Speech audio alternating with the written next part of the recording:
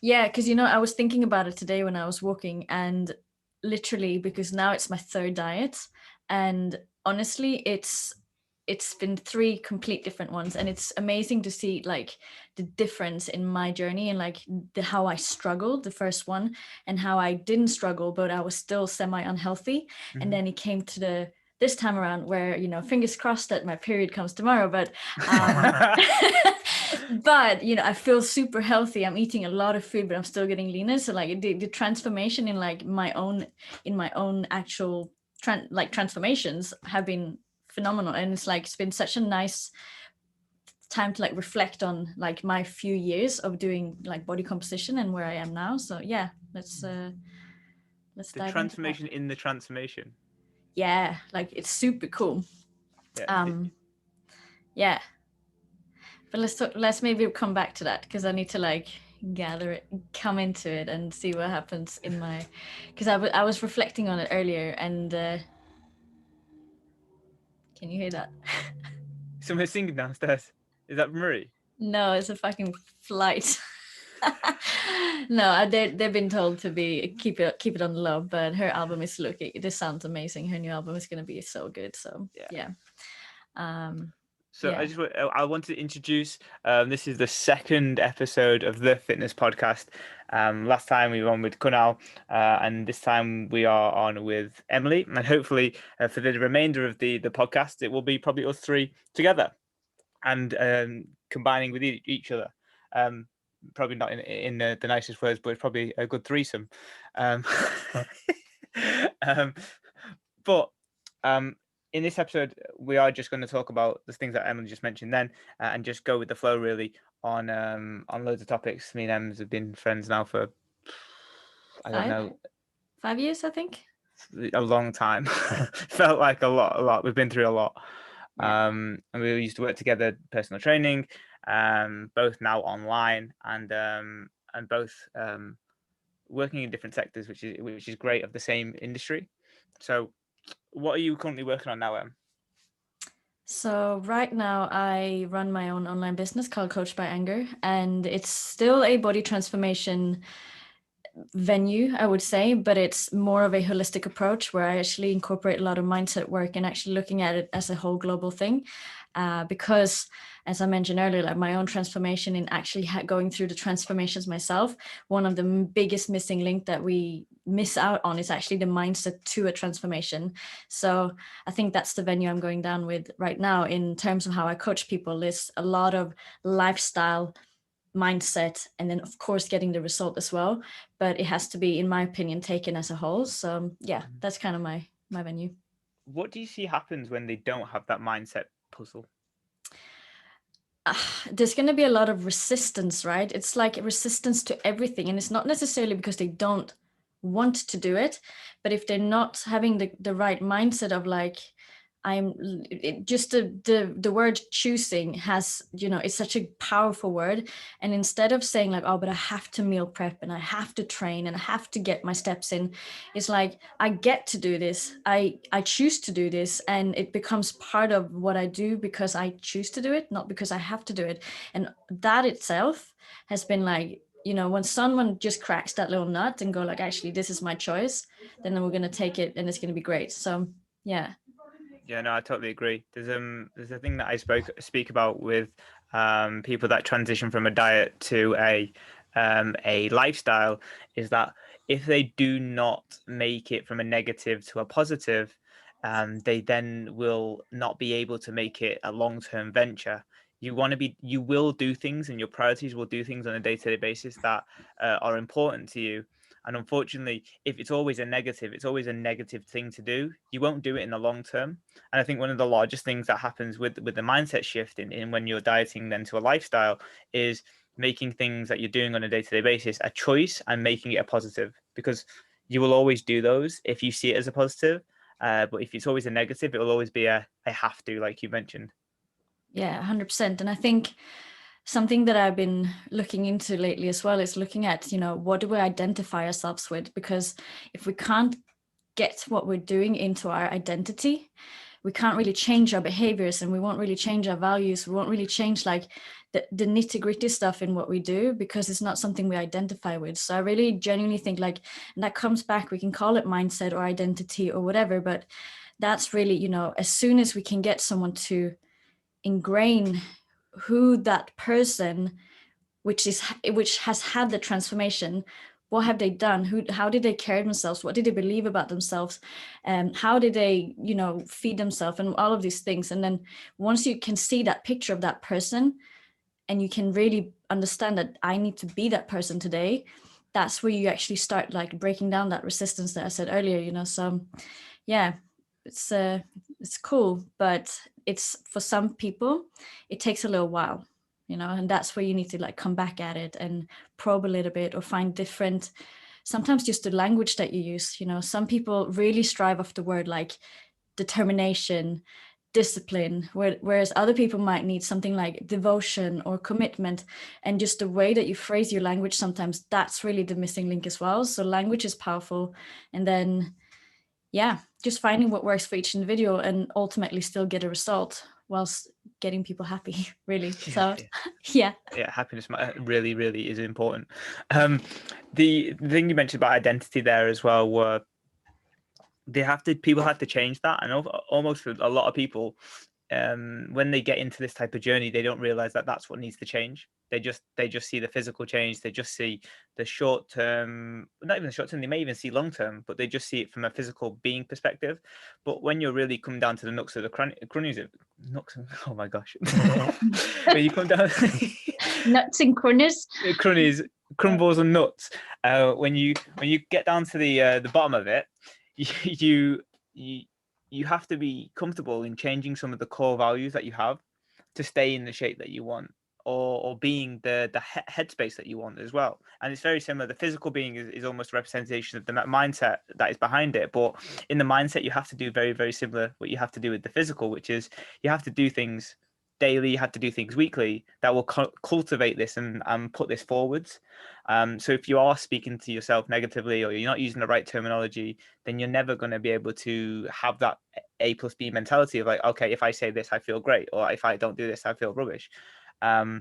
So when you create that identity change and be okay with that, you are going to change. That's when a lot of great things can happen. But unfortunately, for a lot of people, as we know, is that they try one thing, it fails. They try another thing, it fails. They try another thing, it fails. And then right at the end of this light of the tunnel, they go, okay, well, now I just need to go all in, change that identity, that last line stone. I'm going to pick that up and go with it. How do you think people can not make it the last line of defense and go for that identity change straight off the bat?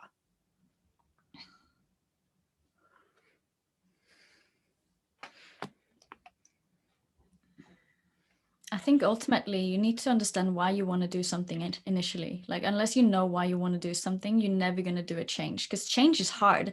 We're always going to go for the path of least resistance. So like, why would we want to change if we don't know why we would change?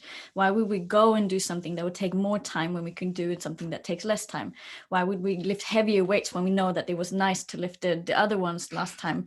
You know, so really to get someone to that place is like, you have to understand the process of creating the life that you want. Which I read this beautiful quote, which I'm obviously going to paraphrase massively, like, marriage is hard, being single is hard, choose your hard. Like, communication is hard, not communicating is hard, choose your hard. Like, life is hard, that's just how it is, literally. So we have to just accept that life shouldn't come on like a platter of roses and unicorns and go like, here you go, this is great. Because you're not going to appreciate why you get it, because you're just going to be complacent and like not actually see the beauty of like working for what you get.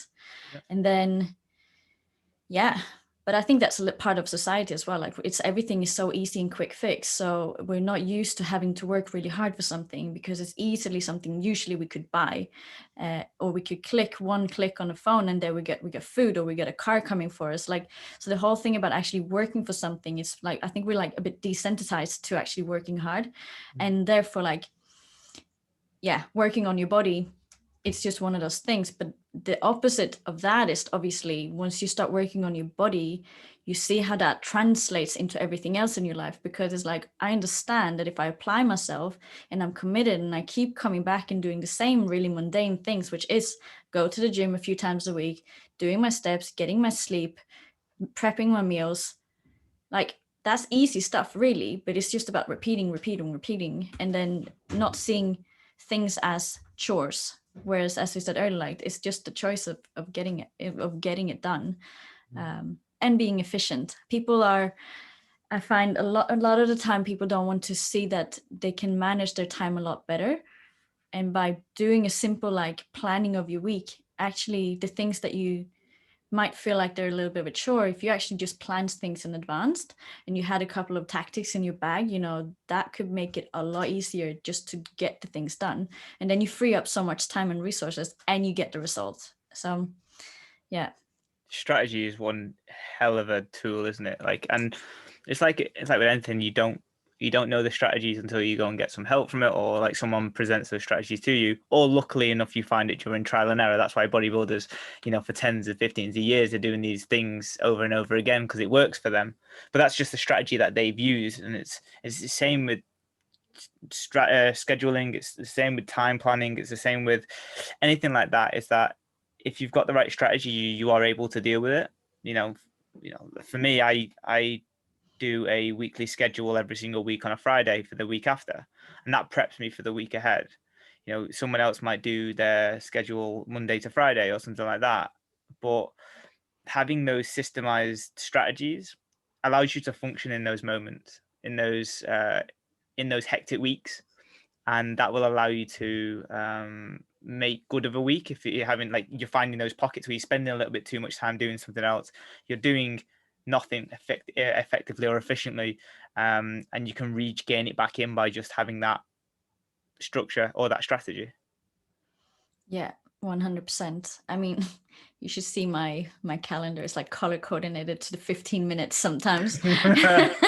But that's maybe a bit OCD. I have tendencies to, be a bit OCD, but yeah, whatever works for people. That's the thing. Like, not everyone has the same, they don't need the same strategy. People need their strategy that works, but you need to want to find the strategy that works, understanding that a strategy is just something that you lean on, something that will actually just allow you to not having to consciously reminding yourself of things getting done, because at the end of the day, like, we can only spend so much conscious thoughts in our day, so we want to make everything easy by having strategies or systems or reminders, so we don't actually have to like think about it until it's there and we have to get it done. So yeah, 100%. I'm going to butcher a quote. I thought you did well with your quote, by the way. Seen that yesterday. I'm going to butcher this quote, but it's like 90 something % of what we do is subconscious and 8% is conscious or something like that. And it's crazy when you look at things that means, 96 or 95% of what we do is completely automatic. And in essence, what we're trying to do, changing people's body, is make the unconscious conscious, and then make the new shit, the new stuff that you really, really want, unconscious again. And that's all we're doing. We're trying to, like, it's like reprogramming. Yeah, um rewiring. Rewiring. Yeah. And we don't have a control over all of it, and no one has control over everything that they do. But the goal is to make as much of a great practice as possible automatic. Brushing your teeth, it's not always efficient because sometimes you're in a bit of a rush, but if you can get that on automatic and you learn to do that for 2 minutes every single day, you don't have to think about it for the next 50, 60 years of your life, unless you don't do it and then, teeth start falling out, and that's not great. But you can put things on automatic. And I think the large difference between people who stay in shape and people that don't stay in shape is having the good habits, let's put that in inverted commas, good habits, as an automatic behavior and not a conscious behavior. Yeah, 100%. Like, honestly, and that's another thing, I love good quote, but honestly, when it comes to like success, it's not about being the most disciplined. It's about making as many proactive habits that will work for you unconscious. Like it really is that way. Like the more unconscious proactive, let's call them proactive because they will be in our favor, right? Favorable habits. The more of those we can actually install in our lifestyle by actually repeating them for a while and then making sure that we actually still stick with them. That is the thing that's going to drive us to be successful long term. It's not about like always having to remind ourselves to get it done. Like discipline is a great thing, but discipline, it's like, you know, you only have so much of it. Like if we're looking at like willpower again, like willpower is just this thing, and at the end of the day it's going to be taxed out. And if you have to consciously decide to do everything, you are going to fail. And especially, you know, if you are in a phase where you might be pushing your diet a little bit and you're getting hungry, I genuinely believe that willpower over hunger, most of the time willpower will lose because you didn't have a strategy. So yeah. That's a bar. It's 100% right. I've been there, done that. Got the extra large T-shirt because of it. No, 100%. I mean, we all been to like Tesco and like, yeah, I haven't prepped my meal. I'm gonna have to go back to Tesco and get all the stuff. And you stand there by the islands like shit, all the chocolates just lying here. And without fail, I always go for the chocolate. Like I cannot walk out hungry from a store. It doesn't happen. So, and sometimes it's like open and half eaten before I even paid for it. So yeah. So I just know like if I am on a actual specific goal, like fine, if you're not trying to achieve anything, like, and it's just a day-to-day thing, like it's okay to buy that chocolate, like that's not going to ruin your life. But if you're on a path and you want to make as many good decisions as you can in a day, like you want to make sure that you stay away from things that you know is going to be taxing. Because yeah, I mean, have you ever walked out and you actually managed to go like you willpowered your way through it and then you just like you come home and you look so fucking tired? Have you ever felt that way? It's like you have like exercise willpower and it really drains you. Like have you ever felt that way? Yeah, 100%. Here's the problem. so when we used to work at the place we used to work at, I used to go and get I used to go and walk past Sainsbury's, but then I used to go in to get Sainsbury's, and I used to get the oat and raisin cookies from Sainsbury's, where I think that's just elite cookies. But then one time I managed to get out the shop and not buy the oat and raisin cookies. but I used so much willpower and it became such a task that when I then walked past Leon, I walked in Leon and got two main meals from Leon. I was like, you sucker. I was like, I've worked so hard to get out of Sainsbury's without oat and raisin cookies, and then I've gone next door and got 50% off Leon meals. Because if anyone doesn't know, I think it's Leon or the other one. Is it Eat? I think Leon and Eat are both in the city, in London specifically, is that if you go after 5 p.m, all the meals are half price. And you're just like, that's a really good deal. And you know, anything with a yellow sticker on in Tesco or Sainsbury's is calorie free, obviously, right? So I've been telling myself for years, it's calorie free. Yeah. I mean, have they not taken away now, like because of the obesity thing, they've taken away, like you're not allowed to have like 3 for 2 and stuff like that. Have they taken that away? I don't know. I got a crisp sandwich and a Mars bar from Sainsbury's the other day. It was absolutely fantastic. But was it in the meal deal? Like, have they had to take away the meal deal where they can have sweets? I can't remember. I read something, but maybe not. No, I don't think so. I don't think so. If they took that away, I think 100 million builders and business people on a day-to-day basis would literally go uproar. Yeah, that's true. To be fair, those people need it. Like the people are active, right? So definitely the builders. But anyway, it's the offices they build and the people in those offices. Yeah, I should probably take the fruit bag instead. yeah. But overall, willpower is something that it's finite. It has its moments, and everyone's been there on a Friday night and they've coming from work and food, you don't know what you're eating when you're coming from work and you're just like, oh, should we just get a takeaway? Especially when someone else is there. I mean, I'm all for that, by the way. I every Friday, you see on my Instagram, I'm at McDonald's on a Friday. Milkshake and 20 nuggets is my Friday thing. But you want to do it in a way where you know that you can have it, rather than it being a knee jerk and then you're playing catch up on whatever you're doing. Like, there's nothing wrong with going to McDonald's. I'm obviously justifying this for myself, but there's nothing wrong with going to McDonald's and having 20 nuggets and a milkshake, providing that you know that it's the strategy that you want to have. Whereas the majority of those decisions around willpower are you fighting something that you don't want to happen, Yeah, I and mean, you don't want a choice over that. And I think that's the really important thing, is that if you have the right strategy and you understand willpower is finite, then you can, and you wouldn't have the understanding nutritionally, you can then mold these three together to make something that will work for you in those hard times. yeah, and I like the way that I like to talk to my clients as well. I like people to have empowered choices, where it's like, it's fine if you want to have a burger, or like, but make that something that you choose to do, rather than something where you feel like, oh, I fell off the wagon and now I feel guilty. I'm like, nah, if you want to have nuggets, or I mean, who want to have nuggets? I don't even think that's chicken, if I'm going to be honest, but No, it's not. That's why it tastes so good. it's like rat meat or something. I don't know.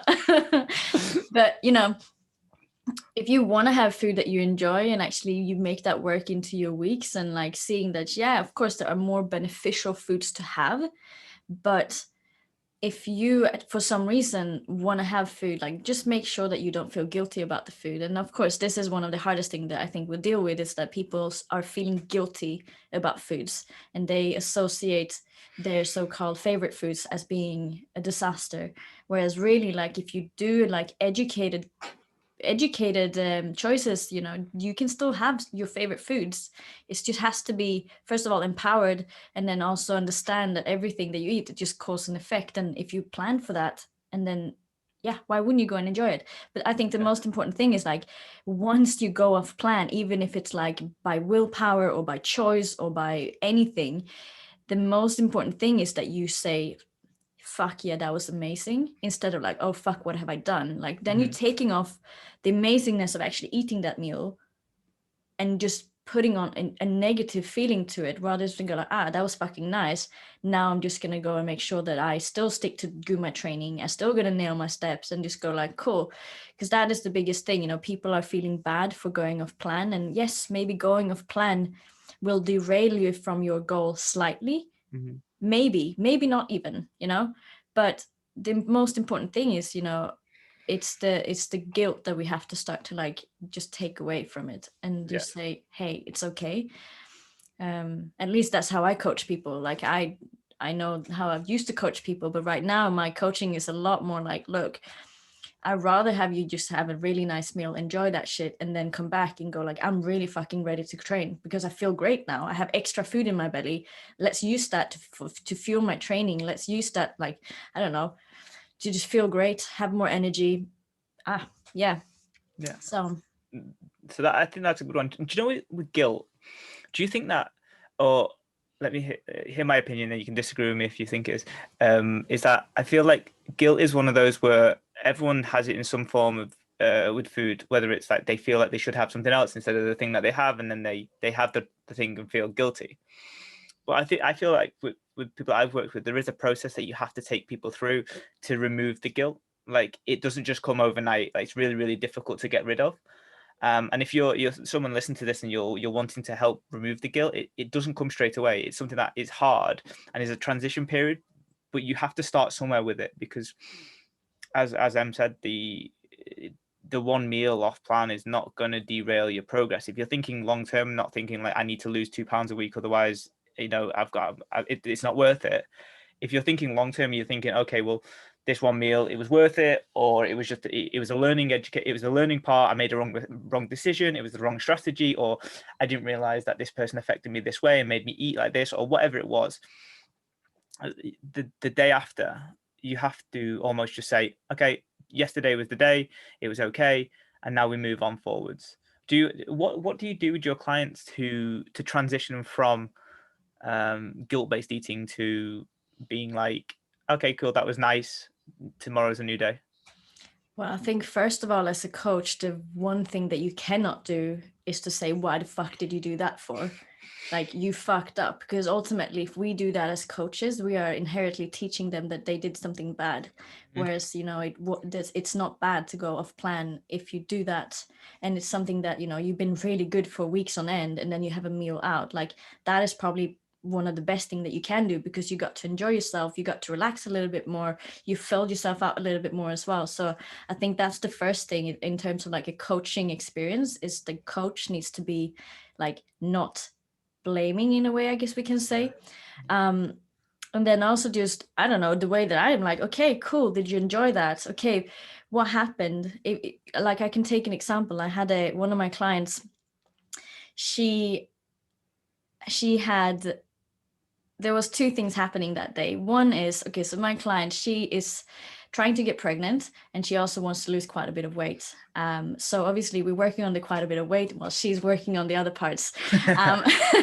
But there was a day when she got news from her friend saying, I'm pregnant. So her friend told her, I'm pregnant. And even though she was happy for her friend, it still like reminded her of like, she is not pregnant yet. Mm-hmm. So that made her unhappy. And on top of that, I think it was the neighbor, they were really happy, and they had come over and given a whole box of chocolate, which, you know, those two together with like her feeling a bit sad. And then someone came and gave her a gift, which she didn't want to just like, no, I can't have that, in a way. So that ended up being her actually just eating the whole thing. Mm-hmm. And I think what you need to do as a person, and if you're working with a coach, is kind of more like get curious about like, but what actually happened. And if you can then come down and back to like, hey, I actually did something because I was emotional, and that was actually trying to help me in the moment, it felt good at the time, then we can start working with that guilt as well, because then we understand that it's not the food, it's the emotion that came before we ate the food that triggered it.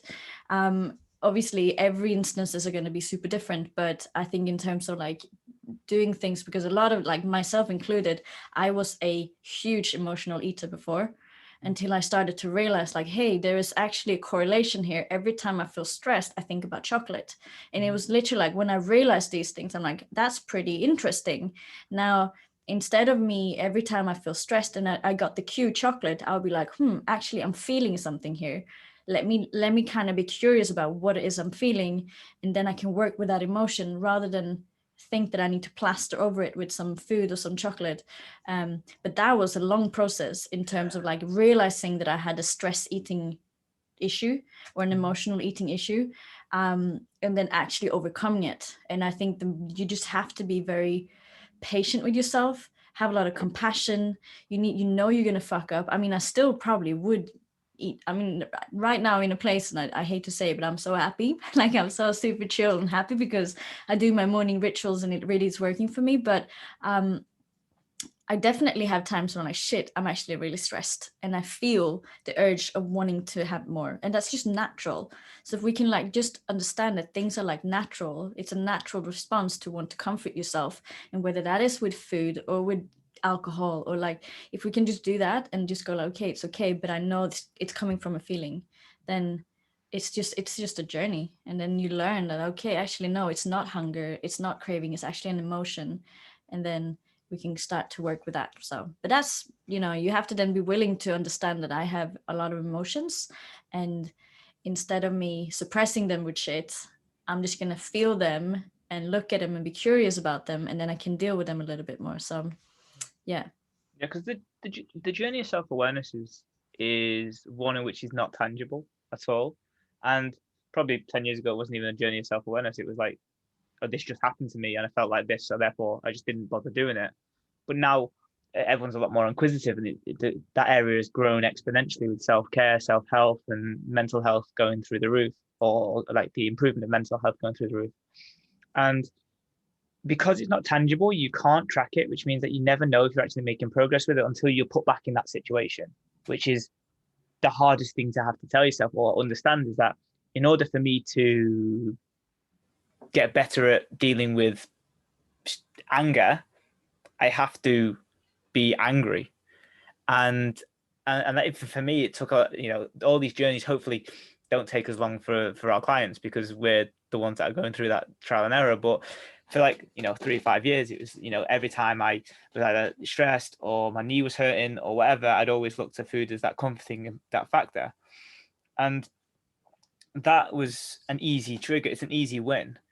But when you get curious, like you said, I think the word that curiosity kills the cat. And it really does. Like when you're curious about your own self, it becomes intangible, not tangible, and therefore it becomes an exploration. And then when things become an exploration and you explore, you're more open to trial and error. And then when you're more open to trial and error, you take things as a learning as opposed to a failure or a success. And Yeah. I think the moment that you can transition into trial and error mentality in anything that you do, the better you can deal with that emotion or deal with that situation and come out on top. Yeah. Because the moment you deal with yes or no or success or failure, in reality they don't happen. Because regardless if you get success or failure in one specific area, you're still going to have to wake up in the morning. You're still going to have to do other stuff. So that whole you get to the finish line and it's yes or no, it never really happens. In one part of your life it does, but then the other 7 parts or the other pillars that you've got still have to go on and do it. And that's where if you get that trial and error in that middle part between the pillars, you can combine them together and then you can start being conscious and self-aware and the working on that self-awareness, because ultimately those feelings that you mentioned, which they're just telling you that you're feeling a certain way. And unfortunately, our bodies are really super adaptive, and they just like to try and cope with that feeling because it's quite uncomfortable. And that's all it is, really. It's a coping mechanism or just a comforting tool, a pacifier. Yeah, it is. I mean, but the thing is as well, people are so busy that they don't take time. I won't say they don't have time because they don't prioritize their time to actually be in tune with themselves as well. They don't hear their own needs. So I mean, we all know, and like this has been us in the past, maybe us now as well, you know, stress. The more stressed someone is, you're not going to feel the right thing, that you're not going to make the connection between what's happening and what you're doing and how you're feeling and what you're doing, because it's like it's way too, like, you don't have time to actually process what's happening, and then therefore your awareness is going to be zero. And when your awareness is zero, you don't understand why you're doing the things you do, and then it's going to be that thing, and then all of a sudden you feel bad, and then it spirals down, and then yeah. So I think, you know, the more we can look at managing our stress, especially, that's going to give us the chance to actually be more connected, and then being able to actually be more curious with compassion. Because there's one thing about being curious and then like slaughter yourself and like negative talk to yourself all the time, like that's not productive. But if you can be curious and then be compassionate and then just see that there's alter alternatives to your current belief system, or there are alternatives way of doing things, or there are just alternatives in general, then yeah, that's when we can actually start to like change, right? Mm-hmm. So I think, you know, when if you look at NLP, what you were saying before, like, and there's a presupposition in NLP that says there are no failures, only learnings. Which, you know, if you can take everything that you do, or everything that you feel, or everything that's happening around you, or the results that you get in your life in general, like if you can see that as not a failure, even if it didn't go the way that you didn't want to go, at least you learned that that was not the right way. You know, you learn that, okay, this is not it, I need to try something else. And then you go, oh, this was not it either, okay, I need to try something else. And then eventually you'll hit the right strategy or point, or and you go like, ah, okay, this works, now let's go down that venue. And if you can just then to go and see, okay, but all of these things I just learned, even though it might have felt like a failure. Because a lot of time I think people take on so engraved into themselves, it's like their ego gets a hit, and it's like I was gonna swear here, I don't know if we're allowed to swear. You've already sweared like loads of times. Was I Yeah. have I shit. But you know, I really think, you know, when we take things too serious and our ego is a little bit too like out there, and we're not willing to see that, okay, whatever is happening might not necessarily be about my ego. And if I can just go past that and see, okay, but I still have good intentions, even though I'm not getting what I want right now, it means that it doesn't make me a bad person. Even if we can say I didn't hit my targets, or even I didn't this, like as long as we don't make it about us as like I'm a bad person because I didn't hit my targets, like that's what we want to try to avoid in going into like the ego and go, not taking it into ourselves. Like, yes, we put targets there because targets are there to be met, because it gives us consistency. But if you don't hit your target one day, it doesn't make you a bad person. It just made you not hit the target. And that's two very different things. And I think that, again, if we go back to like the whole guilt thing, like that's a really good thing that people need to understand, that it has nothing to do with you as a person. It's just a target, it's a milestone, it's a checkpoint, and we're just collecting data, and we're trying to keep consistent so that we can see what's working, what's not working, so that we can help people down the right path of actually finding that what works for them. So yeah. That's huge. That's absolutely huge. What do you do to manage your stress daily? Oh, I'm glad you asked. Well, I think I'm taking it maybe a bit to the extreme, but bear in mind that I am a single person living in my bedroom, and I work from home, and I manage my own time. So obviously, I completely appreciate that the way that I do things, it might necessarily not be what everyone else can do. However, I still make the time. I wake up at 5 a.m. every day, and then I spend my first 3 hours. I wake up. First thing I do, obviously, I check my weight. That's going to be something that I do probably forever, just because it's a tool to use self auto regulation, even when you're not dieting, right? You kind of see that, hey, it's a feedback thing, so I like it. Um, then I will do a little bit of meditation. I will do journaling. I plan my day. I look at my diary. I set some intentions for the diary. I kind of write out who I want to be, the energy I want to bring, my biggest priority, and anything else that I feel is going to actually elevate me and actually make me step into the person I need to be to get all my tasks done. Um, and then after that, I'll do about 45 minutes of foam rolling and stretching, because I've realized that once you hit 30, life goes downhill. And but it's been transformative, because I genuinely think that once you start like actually like doing a bit of release work, man, this like tension, it will sit there. And I think that that can be linked to emotions, in stress, in like trauma, and all of these things. And like, as I said earlier, like I'm so really happy right now, and it's been expansionally just getting bigger in terms of how content I feel in myself and what I do, from when I started my morning rituals. So like, honestly, it's the one thing that I'm like, get on that shit, because it has really transformed. I obviously drink my coffee, it's a non-negotiable.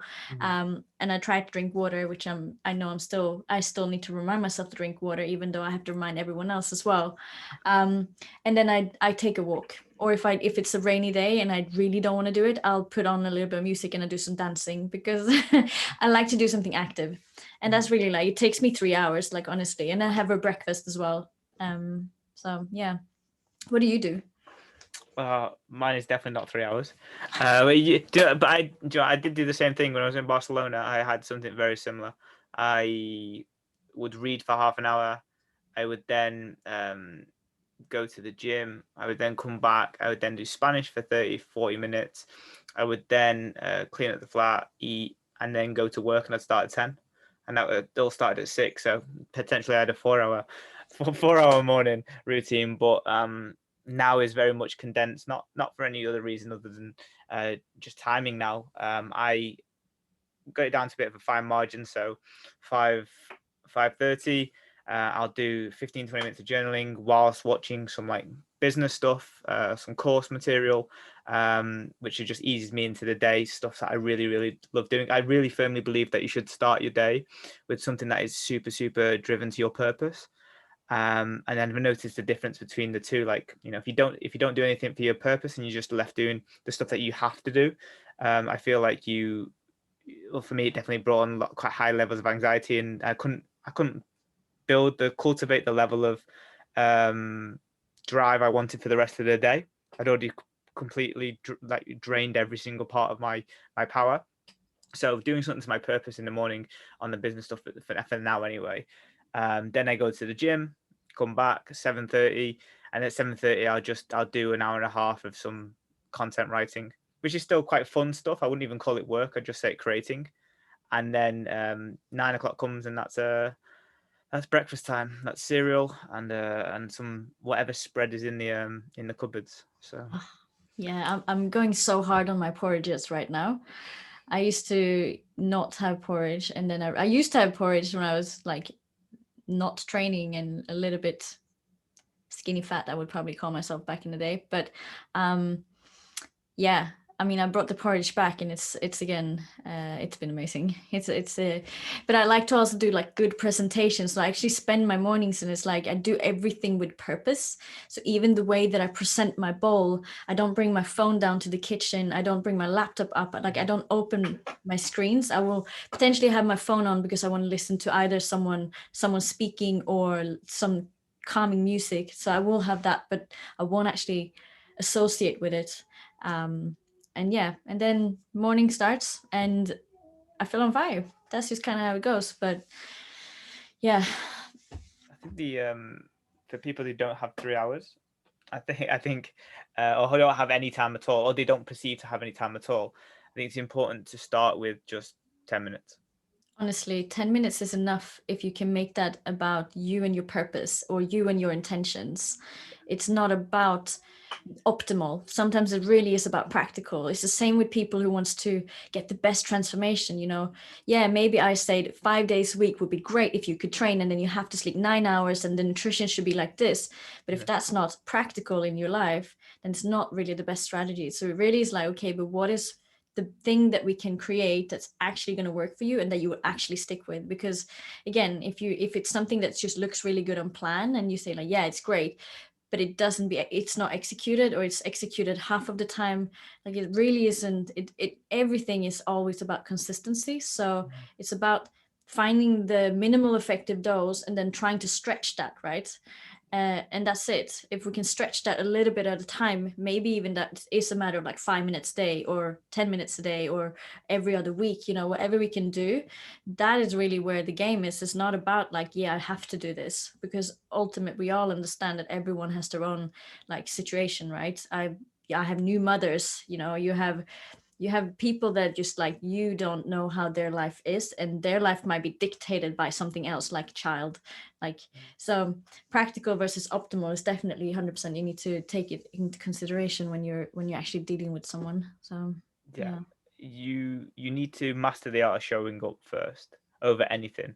If that's 5 minutes of you watching your favorite TV program, not that you can get much time in 5 minutes, but even if it's 5-10 minutes of watching, reading something, listening to something, not doing nothing, and just like going and have a cup of tea by yourself, or making yourself a cappuccino and just chilling in a darkened room, that would be absolutely fantastic as well. You know, a lot of religious people do it. They have their time in the morning where, my mom will sit in her read the Bible. She'll do like her own little chapter of stuff, do her little study for the morning, sets her up for the day. And that it's based on the same principle of that too. It's all about setting yourself and priming yourself for the right day with the right intentions. Obviously, if you're religious, you'll prime your day and start with God or whichever one you believe in. And then for people like us, it's more passion and purpose based stuff on setting yourself up for the part of the day. Once you do that, 5-10 minutes, your ability to withstand stress and withstand the day to day is going to be super high. I think there's three important parts of the day that you can really maximize to stop that high level of stress getting to you and potentially mitigate a lot. I think that morning time that you spoke about is massive. Whether it's 5 minutes, 3 hours, 2 minutes, whatever it is, do something that will set you up for the day, and that means mindset, physically, and emotionally, spiritually, whichever one that makes you feel calm and a breath to change and to start the day. During the day, a lot of people will use activity and taking quite a lot of breaks, getting your walking in, being out in fresh air, getting some sunlight or, grey sky in the UK as we have, and being able to take regular breaks in your day. 5 minutes, 10 minutes, it's the same principle. If you take those, and without your phone, obviously, because that's just another stressor, but if you take that, you'll be able to last the afternoons instead of without that dip at 2 p.m. You'll be able to have that phone conversation with someone that you didn't really want to do without snapping at them. And then you've got that time anywhere between 7 p.m. and 11 p.m. or 12 p.m. And that's your downtime, your deload time, whether it is through Netflix or speaking to people, going out for a drink, whatever it is.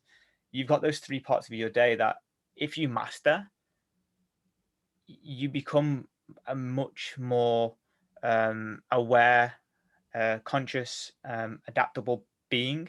If you're starting the day straight from the off and you're like, oh my god, the world has ended, that's what it feels like when you just start and go go go go go. As you said before, it's that reactive instead of proactive. When you become proactive, you are able to have that trial and error mentality, that adaptability. But without that, and if you start the day with just being go go go go go, you're always playing catch up, and you can't be proactive or conscious about it. It's just going to be habitual, and if your habits are crap, like to start with, they're not going to get better if you just run on a hamster And wheel. also, if you're starting your day in a fight or flight state, your ability to make good decisions, they're just going to go down, and you're constantly going to be in survival mode, which means that you just got to get through the next thing, then you just going to get through the next thing. And it's like, so then you're missing the point of, like, if we go back to like a transformation journey, it's actually about embodying the journey. But if you're constantly like chasing your next thing and feeling stressed about the next thing because you never ever took time to ground yourself, you're never going to really have the time to embody the process and like, what does it actually mean for me to wake up? Yeah. Because it's not necessarily the whole thing, oh, but you have to wake up. But it's kind of like, but I take that time for me so that I can prepare myself for the day. It's like I'm taking that, well, I'm embodying that so that I know that when I go through the rest of my day, I have a passion, or I have a purpose, or I have a, as you say, you have these 3 times of the day where it's like, okay, I get to come back and ground myself. And once we do that, when we're coming out of stress, we can see things a lot clearer. We don't make poor decisions as easily. And also, stress just makes you fucking hungry. Like, it makes you it gives you cravings. It makes you cravings. You want to have more coffee, like all the things that might make things harder for you. If you could just actually take 3 times per day, or even 2 times per day, and just go like, cool, I need this because it's going to make my life easier, then you're making your life easier, which means that if it's a transformation journey that you're on, it really is sometimes the easy things to do that people find the hardest to do. It's the time priority, right? So yeah, massively. When you're stressed, do you get what are your signs and symptoms of being stressed? Imposter syndrome. Mm-hmm.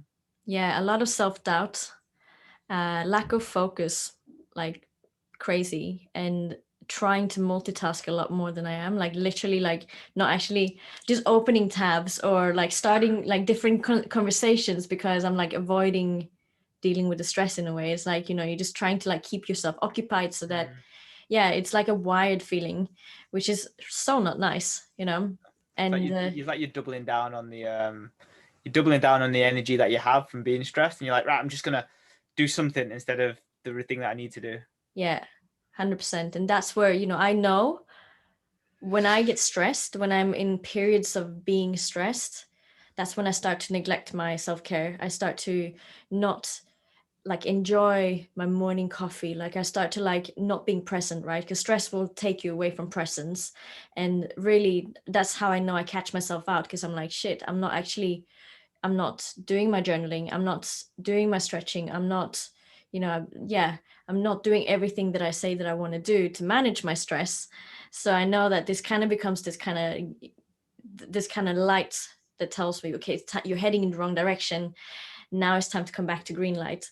And yeah, so I think that's how I gauge my level of stress. Sometimes it's like, am I not doing the things that I should be doing, that I know is going to manage my stress?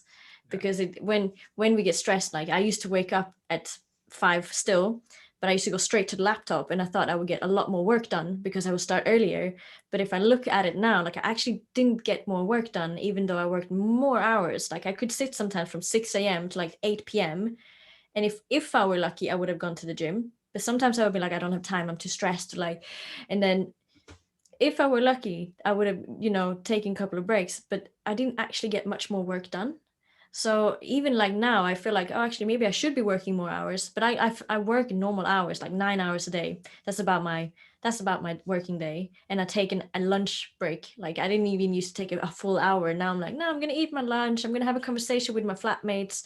And I'm just gonna enjoy myself. And then when I go back at it, yeah, I don't even remember the question anymore. No, that's it. That's it. No, that was, you're just so passionate about those morning routines. Yeah, honestly, it's been such a transformative thing. Like it's crazy, but I think people just need to choose what they can do, because it's not like you need to do all of it. It's like, can you choose one thing? Okay, which one would you prefer? And then it's like, Mm. okay, do you have any more time? Can you make more time? Yeah. Because people can make more time, because people tend to not go to bed at night, you know. So it's like, can we get you to sleep a little bit earlier? That means that you actually could wake up earlier. And yeah, yeah, But you only prioritize things that are important to you. yeah, Simple, right? Like my stress signs, quite weird, is that I can't breathe through my nose when I get super stressed. So like I'll sit here at the desk and my dad's behind me, and you'll just hear me like sniffling, like, and he's like, "You need to go and take a break." And I'm like, I do." And if it's like, "You've been at the laptop for 4 hours," I'm like, "Okay, but then maybe I need to take a break." And for me, like when that nose thing comes, I know that I'm at a position of where I need to go outside or get some fresh air, because, as we know, stress response, it reduces your ability to breathe through your nose, and you'll be just mouth breathing. So literally, I must be at the laptop just breathing through my mouth like an absolute pig or something like that, hogging away at the laptop. But for me, that's a good sign. I think if you can, and this is the journey of self-awareness, is that if you can find how and what your body does when you do feel stressed, and you get accustomed to knowing that, you can get better at mitigating it or going to change it. I think that's really important, is that you got to know your own signs. Like I know some other people will get like, really bad, eyesight. Their eyes will get really dry. People have really dry lips. People come out in loads of spots. People, start being nervous and shaky hands, or whatever they do. Everyone's got their own little tells of what stress does to them. And, even between us, we have multitude of different ones ourselves. And that's just the beauty of finding that, whatever your tells are. And once you find them, then yeah. I used to be like, I could also tell my level of like chronic stress. It's okay if you like have a stressful moment, but I could tell my level of chronic stress in like my attitude towards other people, Mhm. because you just get snappier. You don't engage with people as much. I tend to go into more introspection when I'm super stressed, and then I'll be like just trying to shut everyone out because I just don't know how to handle things. So yeah, it is super interesting. Obviously, you have things like you can look at your pupils and see if they're actually dilated in light and stuff like that. And if they're not constricting, that's like a pretty like physiological stress response that you can actually see. So yeah, yeah, Yeah, it's an interesting one though, because everyone's going to experience it, but it's how long you experience it for, and to the magnitude that you do, is actually in your control yeah. for most part. But then you can also obviously condition yourself to handle stress better, Mm. which is pretty cool. Yeah. Which if we go weight training, it's a way of actually conditioning yourself to handle stress better. And then we got things like ice showers or ice bath and cold showers, and those type of stress response. And yeah, I mean, I tried doing the ice bath, and it was super cool, because obviously you jump into water where it's like about 0 degrees, 0 to 1 degrees, and you start with like the hyperventilation. It's like, holy fuck. And then the key is to take control over your breathing. And really that is it. Like whenever I speak to someone, and I sometimes speak with my clients, because sometimes we send like voice memos and stuff, and I can hear on them when they're stressed. I'm like, look, the one thing you need to do is just to go breathing. I give most of my clients breath work almost from the get-go, because it's like, you need to learn how to breathe. And then when you are in a moment of stress, you need to know how to come back to that. Because if you don't know how to breathe, you're not going to have any control of your physiology. So you might actually be like causing more stress if you're always like breathing shallowly up in your chest. Like if we can get you to actually use your whole breath, like that is how you also can like, oh shit, I'm stressed, let me deal with it. And then we can actually just say like, okay, it's okay to get stressed, but let me now understand that when I'm stressed, I can come back into it and actually just keep breathing. So yeah, but I'm not very good at doing breathworks myself. Like I'm such a hypocrite. Yeah. Yeah. That's why we all got into this industry, though. We were all hypocrites at some point, like telling people to follow diets, and we were not following our diets ourselves. Yeah. I'll speak for myself anyway. Yeah. Yeah. So what's new for you then? Nothing really. We're motoring away. Should be moving into the house next week, which is great, and work is going really, really well. I started producing more internal work for the clients I've already got, helping them on their educational portal, which I think is super, super important to the level of autonomy that you're going to give people. The education is super important, and making sure that they understand what their desired result is from a nutrition, diet, and that mindset perspective, setting people up for that long term, being able to go and do it by themselves. You do a lot of stuff for your guys, right? Yeah, but just the whole thing about education, right? Like education will fuel adherence because people understand why they do the things we do. Like a lot of the time, and this is why, like I don't like to be super strict. I think sometimes it's applicable to be a bit stricter. It's just it's a process, right? You're taking someone through a process, and that depends on the person. They might need more structure initially, and then the idea is like the education side of it is like, how do I teach you so that you can actually take this structure and make it your own. Yeah. And this is why, like education, you have to constantly try to educate people, because ultimately I think part of coaching is like, great if you have people staying on forever, but it shouldn't be because they're dependable on you. It should be because they choose to do it and because they like you as a coach. They see the value of having someone periodizing their training. It shouldn't be because they have no clue what they're doing with the food after 6 months. Like honestly, then I think coaches fail if that's what it is. Then I don't think that there's a problem of having long-term clients, but it shouldn't be because they're dependable on the coach. And I think that's how I'm going through it with my coaching and my how I do my work is like, really, I want you to stay because there's benefits of having long-term coaching client relationships, but I want you to feel that you are walking away getting more than you thought you signed up for. Like people sign up because they want a result, but I want them to walk away and I want them to feel like, shit, I now know how to care for myself, and I know that I will not fall back to bad habits because I understand that everything that I do now has cause and effect. I see the benefits of doing something, I see the benefits of doing something a bit less. And that's really it. And then being like, okay, how do I incorporate some of the things that I love that might be less beneficial, and then how do I make that into my lifestyle while still having that part of like, I am actually a whole different identity right now. So yeah. Yeah, I think that's a really good methodology, by the way, really good. But I think there's a layer of codependency that is rife within the industry that, if not tamed or like handled properly from a coach's perspective, it can come like that whole dependency on someone else. So, you know, accountability is a brilliant word, but if your only way of getting accountability is through someone else, you're missing the wood for the trees. Like the reason why you have accountability to a coach at the beginning is to create the terms of like the rules of engagement, the way that you play, the way that you want to go towards the new identities, so you can kind of stay on a path towards you want to go. But in reality, like you have to be the leader of your own ship always. Like it really, really does. Like it breaks my heart like when people go, and I know that I need to change some of my coaching when it happens. Is that people are like, oh yeah, I really didn't want to tell you that I was eating this, or I didn't want to tell you that this, that, and the other. And it's like, we should have made a change, or it's the mentality of why you're fearing telling me is really, really something that we need to change. Like your first, your self accountability, your ability to be understand what you want is the whole leader to this ship. Like you shouldn't depend on me. You should want to learn from me and have that experience of a mentor, because it's not even coaching, it's mentoring. And then there should be some educating alongside that. So, the role of a coach is to just question what people are doing, but the role of a mentor is to show people the right way.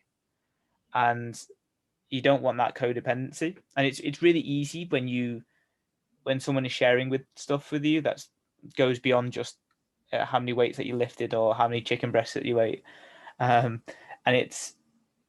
and it's almost the coach's job to not take the codependency for a small period of time to help them potentially, and then shift it back to them eventually.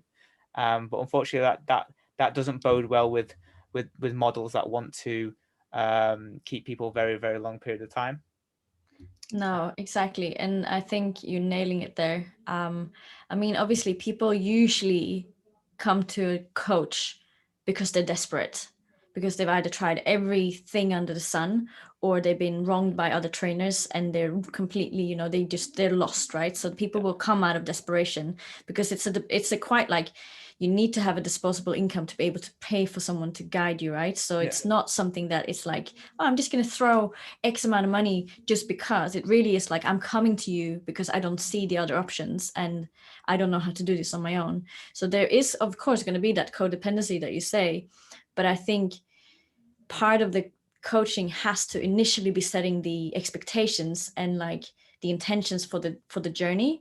Then also to understand, because I don't work with clients for, I mean, it used to be 3 months, but now it's more like 6 months, because I'm like, you are not going to get what you actually came for and see that you're going to be able to sustain this, because essentially, we all want our clients to sustain their transformations or their goals or whatever it is that they have. Like, we want them to be able to walk away and just be like, cool, I got this. And that's why we have to take them from a place of codependency into an interdependent relationship, because it is really about feedback, right? If you don't get the feedback, which it's broken my heart in the past as well, like, why did you not feel like you could tell me this? Because I know that it is hard, because you have, like, as a trainer, you have the training and the diet part of things, which is going to be one of the key focus in the lifestyle as well, right? But then you have to kind of know the mentality of what people do in order to understand their journey, right? So subjective data, yes, we can look at weight and circumference and body fat and photos, but if we don't get that subjective data and actually understanding where they are mentally in the process, we're not going to get them from codependent to interdependent to eventually like the independent. So yeah. But having that mindset to know that that's what's happening, even from a client's perspective or someone that is going on a journey with a coach, is super important as well, because not everyone is aware. People just think that they got this infinite, this person's helped me. It's a God complex, isn't it? Where people are like, oh my God, you've changed my life. You've done this, that, and the other. And then they miss the whole, if that person moved away or that person wasn't with you now, could you still function properly? And the only real way to find out is that if that happens, or that coach has said that's the goal. The goal is to not allow that to happen, or the goal is to allow that to happen and to work towards that. Yeah. I don't think anybody, and maybe in 20 years or 5 years time, we may be wrong about this, where people are like, oh yeah, I've had a coach for 15 years. Maybe that's the case, but a couple, I'm like, you're going strong. I'm like, are you sure you're not going to move on? And it's like, no. I'm like, okay, I appreciate it. Just let me know what I can do for you. Yeah. But that's a choice from them, right? Of course. Yeah. And you just have to make sure that you still give value, even though that value might seem like less, because now they're more independent than codependent. But there is value. Like, this value of having someone there that either is a couple of levels above you, 5 levels above you, because if that is part of your tribe, because you are the net worth of your network. So if you choose to pay someone to be in your tribe, which I do as well, I pay people to be in my tribe, because I know that if I want to be better in business, in all the other avenues where I might not be as good yet, I need to have those people around me. So I don't see the issue in having someone. If you have the disposable income, if you think that is a good amount of investment, why wouldn't you pay that? Because you always have that someone to come and back you up, or bowl ideas with, or just get great programs from. So yeah, for sure, absolutely. There'll always be something to learn, always, in any type of thing, right? Like you said, if you're always with someone that's progressing themselves and they're always like 2 steps ahead, you'll make steps massively in it to where you want, and then it'll be just up to you on how much you want to level up in that area. Some people don't have or take a flying foot, that they want to go beyond the level of just being able to maintain their body weight. some people want to really understand their mentality and really understand how they tick on a day-to-day basis. For some, it doesn't even interest them, and that's okay. But Yes. there's levels to this, as Drake would say. But there's levels in where you get up to a point where you're good, and that point, that's where you should be able to go, okay, well, I'll go and do it by myself, and you can stay at that level and circulate on that level for as long as you want until it's time to take that next step up. 100%. That's the beauty of it. Yeah, 100%. So, yeah. I think we'll leave that one there from the second episode of the fitness podcast. Yeah, the fitness podcast. The fitness podcast. Because there's no other fitness podcast called the fitness podcast when you type into Google. Amazing. If you would do it in my language, be the fitness podcast. It would be like DE, the And fitness. just for the listeners who are listening to this, where are you actually from? Oh, I'm from Sweden. Yeah. But I feel Bombshell from Sweden. I feel pretty much of a Londoner, to be honest. It's so good to be back. Obviously, this is it's going to be 3 weeks soon, and it's been so good. I feel at home. Like I was in Sweden for 6 months, and I was kind of dreading coming back because I haven't been in the UK for 2 years, and then I just landed in Heathrow and got on the tube, and I'm like, yeah, this is my avenue. It's dirty and it's big, and it's loud and it's noisy, and it's got some pace, and it makes people hustlers, and it's just I love London so much. I love Sweden. I loved Sydney, but I feel right now that this is where I need to be. So You gotta hustle. gotta hustle. Yeah, you gotta hustle for that muscle. Yeah. You were gonna double a bicep then, weren't you? No, I don't actually. I need to double up on the bicep. I need to do more of those curls. Yeah. All right, guys. Well, thank you for listening, and we will see you on episode 3. Yeah.